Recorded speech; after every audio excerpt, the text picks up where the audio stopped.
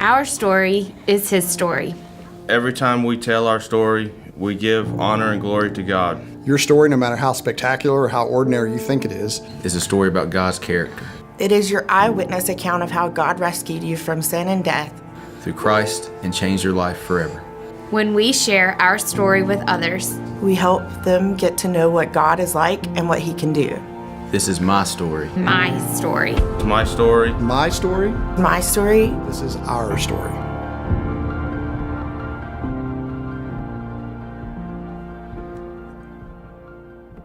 So my story, I grew up in the South, 70s, broken family. My dad traveled a lot, so I stayed at my grandparents a lot, and church was grandma and grandpa's time. So grew up in the church environment a little bit, didn't care for it too much. No one ever explained the relationship, right? I just knew church and religion.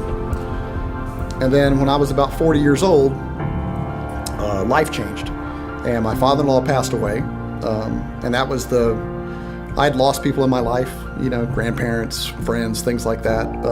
That was the first real kick in the gut, loss, the one that really hurt me to the core. And I found myself for the first time not arguing and trying to backpedal or coming up with an excuse to go to church. We ended up in church, and I kind of knew walking into church that day that my life was changing right then and there. And there's an altar call, and I was the first one standing, right? And I had no idea what I was doing, but I jumped in, right? We started going to church all the time. We joined small groups. We led small groups. We volunteered. We gave. We did all of the things, and saw our lives truly change, and in a way that I didn't think was possible. And the more we spent time in church, specific scriptures were speaking to us about helping those that need help, the infants and the elderly, right? We started looking into adoption, and we went through the foster care classes and licensing and everything. And then we had lots of times of interviewing kids and meeting these kids at events and things. And then we had our first placement that we knew was going to be temporary, and that was good, and he's still around in our lives. And then we had an infant come in. His name was Shepherd, and we joked and we prayed over him the first night about how awesome it was that God sent us a shepherd for us to look over. And he changed our life forever, and that ultimately ended up not working out. But he's still in our lives. We're aunt and uncle now. We're not mom and dad.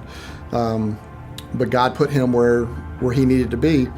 That was on the heels of that. We had another challenging placement where it made us question what we were doing and why we were doing it. We made it about us because it was hard, right? And so when it came time after that last placement didn't work out, we were like, maybe that's it, maybe we were trying to make the decision that we had done what we needed to do.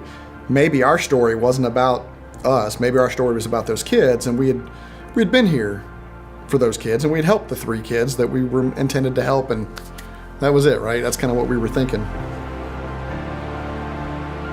That wasn't the case, right? So the phone rang one day, and it was our social worker. You guys had expressed some interest in this little boy named Darren. She goes, "Oh, this little blonde boy was sitting on a brick wall. He had flip-flops on." I was like, "Oh yeah, I think I remember that. This was months ago." And she says, "Well, I was calling you to let you know that there was tremendous interest in Mr. Darren." And of course, I'm thinking this is going to be all tremendous interest in Darren, but but I found something else for you. And she goes, "Yeah, there were 210 families that had qualified families that had expressed interest." And then she said, and y'all were one of them. And we're like, why are we so special, right?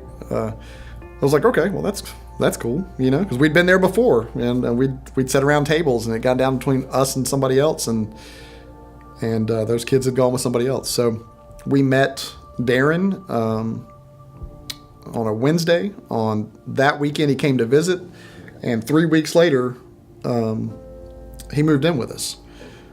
6 months after that, he was a Crisco. He was adopted. And there was no hesitation.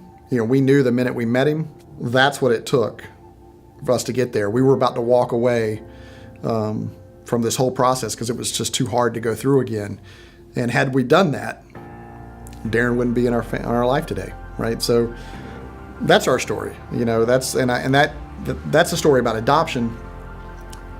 But at the same time, there's things we go through in our life that, if we focus on who's behind it, who's got it, and we rely on our church and our small group and the people we volunteer with, and we get engaged and we really lean in on what we're working with, and not just don't put your toe in the water, jump in. It's not that much harder to get behind it and jump into it and really give yourself over to it and give yourself over to God and look at and it bears fruit, right? For us, it grew our family with Darren, but it grew our family with the people that, the kind of people you're seeing on these videos, right? And this kind of people, if you come to this church, that you'll meet here. This is our family. And that's what's awesome. And that's my story.